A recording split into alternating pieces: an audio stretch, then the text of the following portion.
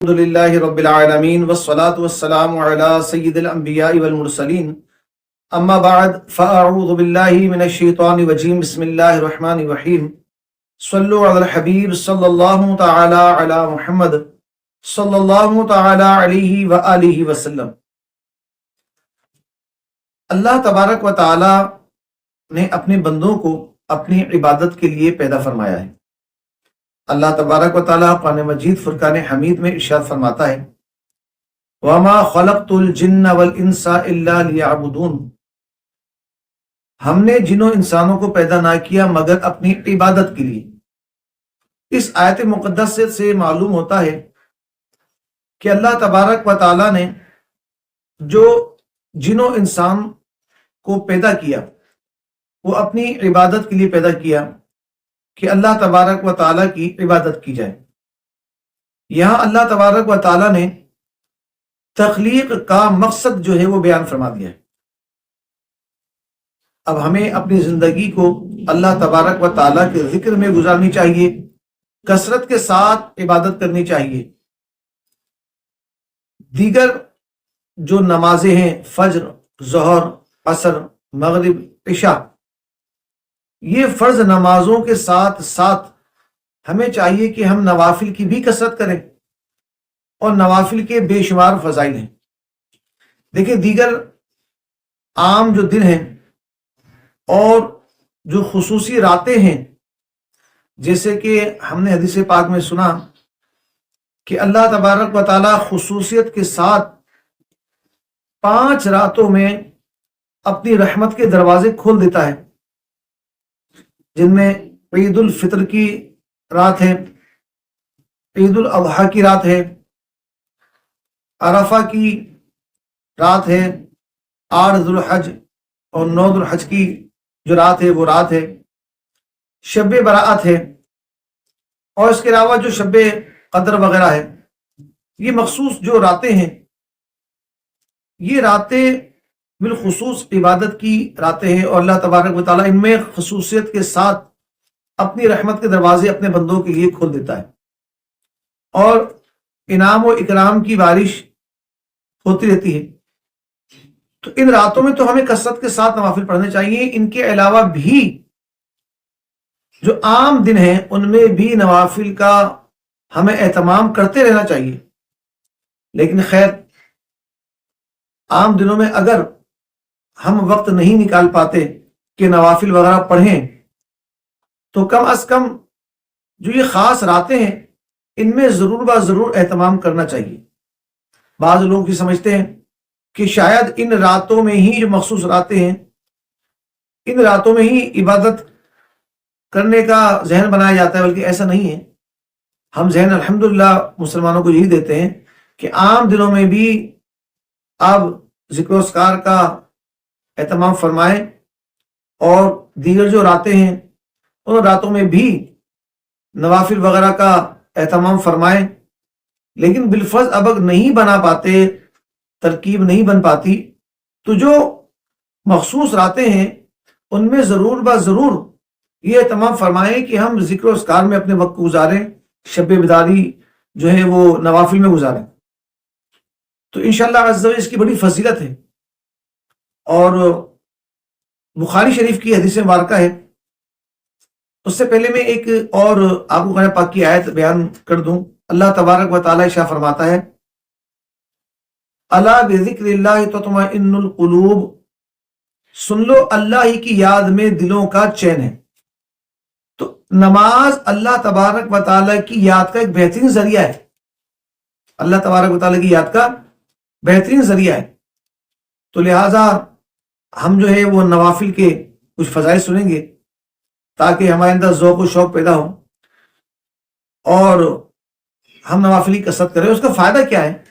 اس کا فائدہ یہ ہے کہ بخاری شریف کی حدیث مبارکہ ہے، حضرت ابو ہریرہ رضی اللہ تعالیٰ عنہ سے مروی ہے کہ نبی کریم رؤوف رحیم صلی اللہ تعالی علیہ وآلہ وسلم کا فرمان عالی شان ہے کہ اللہ تبارک و تعالی ارشاد فرماتا ہے کہ میرا بندہ کسی شے سے اس قدر نزدیکی حاصل نہیں کرتا جتنا کہ فرائض سے، یعنی فرائض کے ذریعے اللہ تبارک و تعالیٰ سب سے زیادہ قرب بندہ جو ہے حاصل کرتا ہے،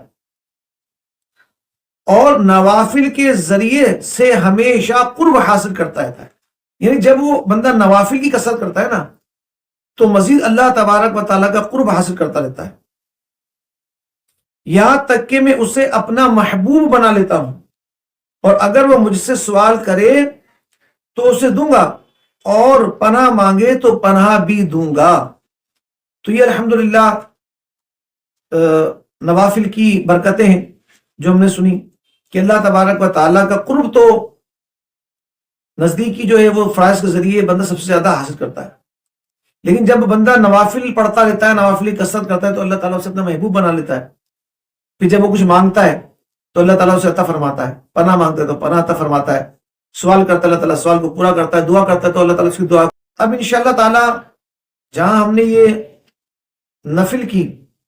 نفل نماز کی فضیلت سنی ہے، وہیں اب انشاءاللہ تعالیٰ ایک ایسی عظیم نماز کے بارے میں اور اس کی فضیلت کے بارے میں انشاءاللہ تعالیٰ ہم سنیں گے کہ جو اس نماز سے محروم رہا وہ محروم ہی رہا۔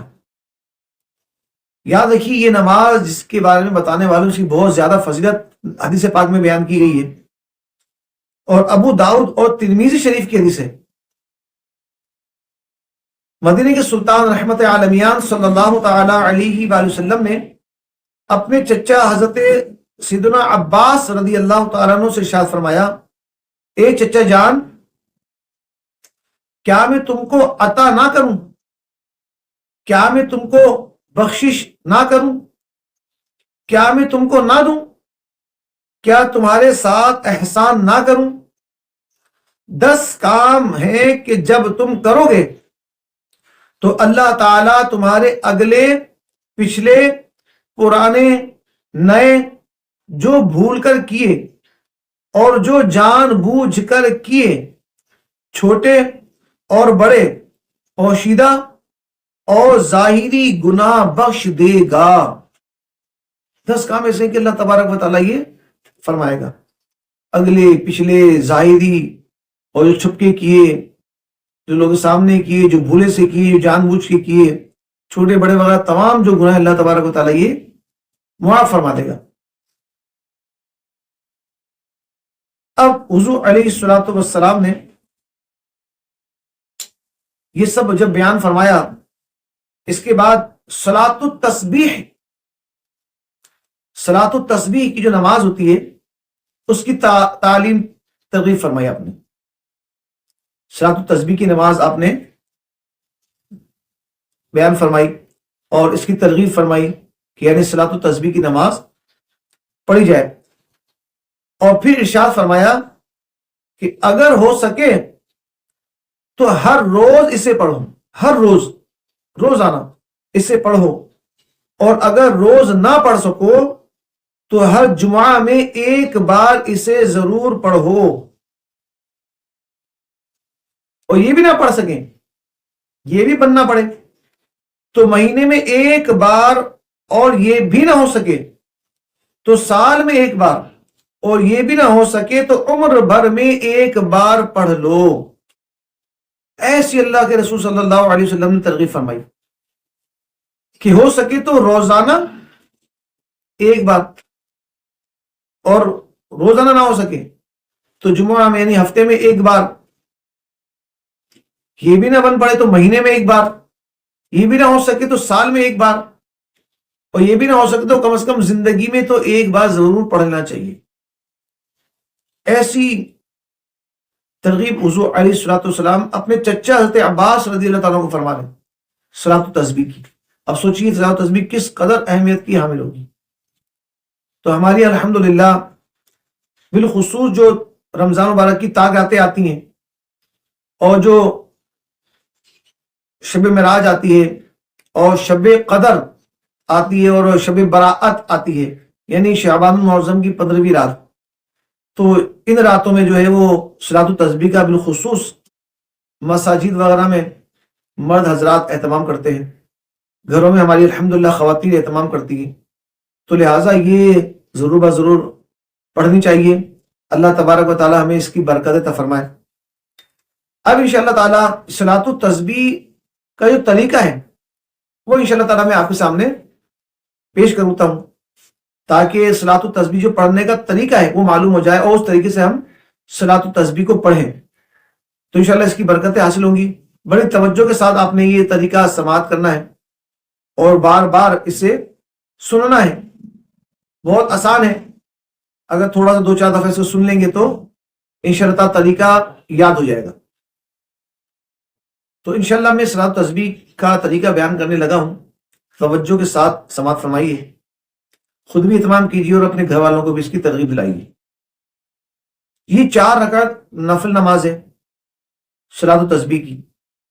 جب آپ پڑھیں تو پہلے اس کی نیت فرما لیں کہ میں نیت کرتا ہوں 4 رکعت نماز نفل صلاۃ التسبیح، واسطے اللہ تبارک و تعالیٰ کے منہ میں قبلہ شریف طرف، اور دونوں ہاتھوں کو کانوں کی لو تک اٹھائیں، حسب معمول اس طرح اٹھاتے ہیں، اور اللہ اکبر کہتے ہوئے ناف کے نیچے ہاتھ باندھ لیں۔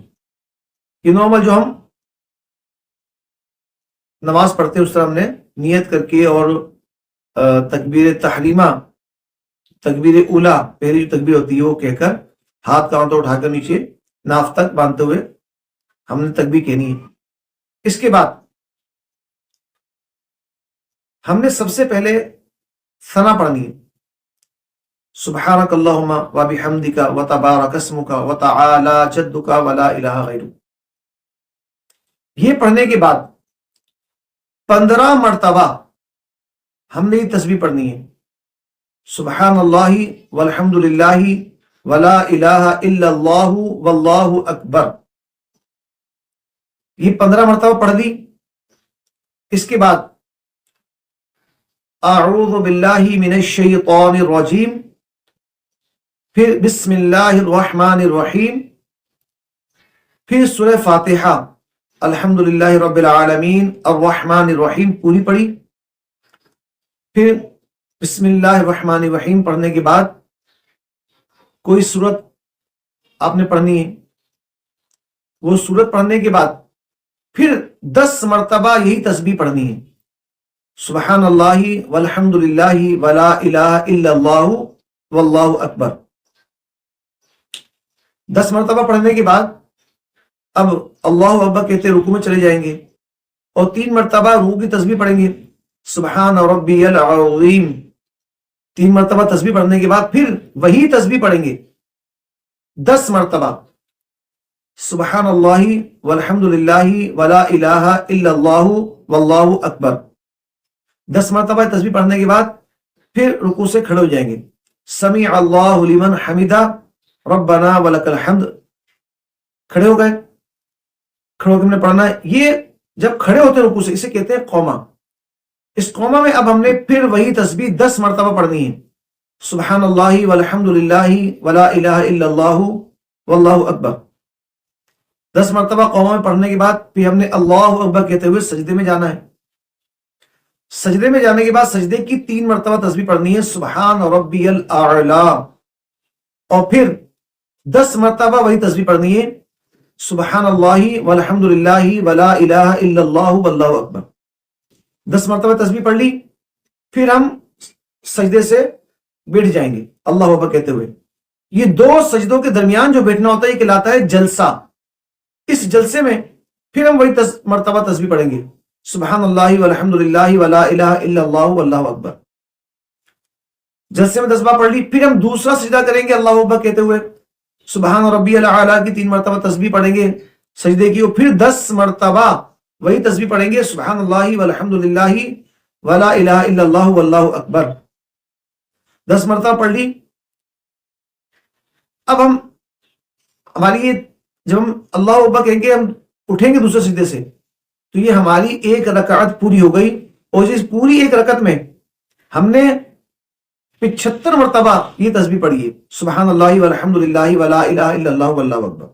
تو 1 رکعت میں یہ 75 مرتبہ ہو گئی، 75 ٹائمز۔ اب ہم جب اللہ اکبر کہتے ہوئے دوسری رکعت کے لیے کھڑے ہو گئے،